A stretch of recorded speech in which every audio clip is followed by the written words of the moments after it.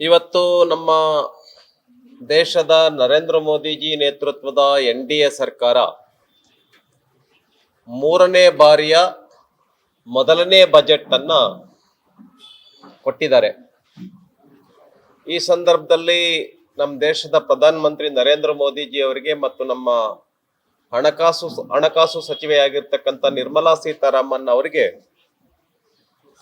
ಮಧ್ಯಮ ವರ್ಗದವರಿಗೆ ವಿಶೇಷವಾಗಿ 12 ಲಕ್ಷದವರೆಗೆ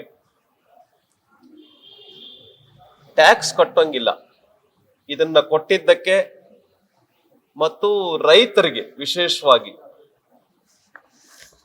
ರೈತರಿಗೆ ಬಹುಶಃ ರಕ್ಷಣಾ ಖಾತೆಯನ್ನ ಬಿಟ್ರೆ ಗ್ರಾಮೀಣ ಅಭಿವೃದ್ಧಿಗೆ ರೈತರಿಗೆ 2,66,000 ಕೋಟಿ ಹಣವನ್ನ ತೆಗೆದಿಟ್ಟಿದ್ದಾರೆ.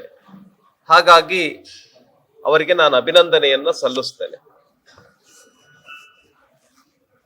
ಅಷ್ಟೇ ಅಲ್ಲ, ನಮ್ಮ ದೇಶದ ವೈದ್ಯಕೀಯ ಕ್ಷೇತ್ರಕ್ಕೆ ವಿಶೇಷವಾಗಿ ಎಲ್ಲಾ ಜಿಲ್ಲಾ ಆಸ್ಪತ್ರೆಗಳಲ್ಲಿ ಕ್ಯಾನ್ಸರ್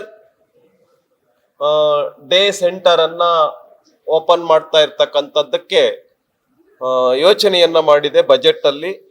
ಇದರಿಂದ ಸಾಕಷ್ಟು ಜನರಿಗೆ, ಗ್ರಾಮೀಣ ಜನರಿಗೆ, ಇವನ್ ಅರ್ಬನ್ ಜನರಿಗೂ ಕೂಡ ಇದರಿಂದ ಸಾಕಷ್ಟು ಲಾಭ ಆಗತ್ತೆ.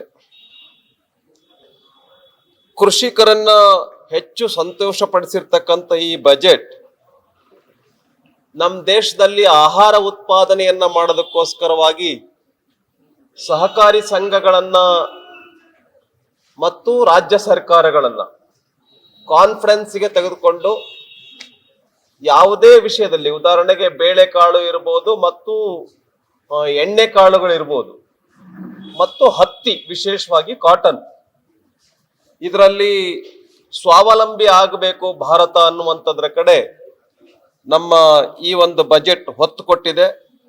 ಆ ಹಿನ್ನೆಲೆಯಲ್ಲಿ ನಾನು ಅಭಿನಂದನೆಯನ್ನ ಸಲ್ಲಿಸ್ತೇನೆ.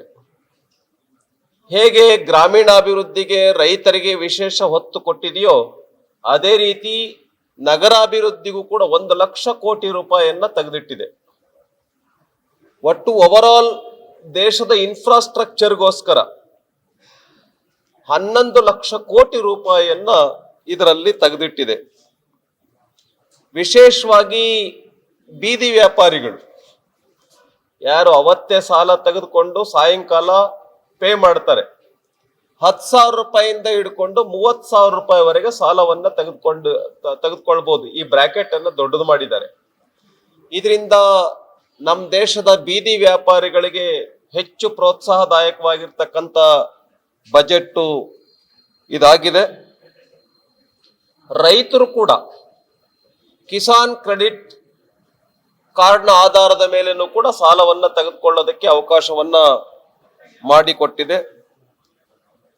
SC/ST ಮಹಿಳೆಯರಿಗೆ, ವಿಶೇಷವಾಗಿ SC/ST 5,000 ಮಹಿಳೆಯರಿಗೆ ಒಂದು ಹೊಸ ಯೋಜನೆಯನ್ನ ರೂಪಿಸ್ಬೇಕು. ಉದಾಹರಣೆಗೆ ಇಂಡಸ್ಟ್ರಿ ಓಪನ್ ಮಾಡತಕ್ಕಂಥದ್ದು ಇರಬಹುದು. ಈ ತರ ವಿಶೇಷವಾಗಿ SC/ST ಮಹಿಳೆಯರಿಗೆ 5 ಲಕ್ಷ ಮಹಿಳೆಯರಿಗೆ ಹೊಸ ಯೋಜನೆಯನ್ನ ರೂಪಿಸ್ಬೇಕು ಅಂತ ಹೇಳಿ ಬಜೆಟ್ ಅಲ್ಲಿ ಯೋಚನೆಯನ್ನ ಮಾಡಿದೆ. SC/ST ಇಂಡಸ್ಟ್ರೀಸ್ ನಮ್ಮ ದೇಶದಲ್ಲಿ ಬರಬೇಕು ಅನ್ನೋ ಕಾರಣಕ್ಕೋಸ್ಕರವಾಗಿ SC/ST ಉದ್ಯಮಿಗಳಿಗೆ 2 ಕೋಟಿ ರೂಪಾಯಿವರೆಗೆ ಸಾಲವನ್ನ ಕೊಡ್ತಕ್ಕಂಥ ವಿಷಯವನ್ನ ಬಜೆಟ್ ಅಲ್ಲಿ ತೆಗೆದುಕೊಂಡು ಬಂದಿರತಕ್ಕಂಥದ್ದು. ನಮ್ಮ ದೇಶದಲ್ಲಿ ರಿನೋವೇಷನ್ಗೋಸ್ಕರವಾಗಿ ಹೆಚ್ಚು ಹೊತ್ತನ್ನ ಕೊಟ್ಟಿರ್ತಕ್ಕಂಥ ರಿನೋವೇಷನ್ ಇನಿಸಿಯೇಷನ್, ಇದಕ್ಕೆ 20,000 ಕೋಟಿ ರೂಪಾಯಿ. ಬಹುಶಃ ಇಷ್ಟು ಅಮೌಂಟ್ ಅನ್ನ ಈ ಹಿಂದೆ ತೆಗೆದಿಟ್ಟಿರಲಿಲ್ಲ. 20,000 ಕೋಟಿ ರೂಪಾಯಿ ರಿಸರ್ಚ್ ಮಾಡೋದಕ್ಕೆ, ವಿಶೇಷವಾಗಿ ಇಂಜಿನಿಯರಿಂಗ್ ವಿದ್ಯಾರ್ಥಿಗಳು, ಸಂಶೋಧನಾ ವಿದ್ಯಾರ್ಥಿಗಳು ಯಾರಿದ್ದಾರೆ ಅವರಿಗೆ ಸ್ಕಾಲರ್ಶಿಪ್ ಅನ್ನ ಕೊಡೋದಕ್ಕೋಸ್ಕರವಾಗಿ 20,000 ಕೋಟಿ ರೂಪಾಯಿಯನ್ನ ತೆಗೆದಿಟ್ಟಿರ್ತಕ್ಕಂಥದ್ದು. ಇನ್ನು ಮೆಡಿಕಲ್ ಟೂರಿಸಂ ಬಹುಶಃ ಪ್ರಪಂಚದಲ್ಲಿ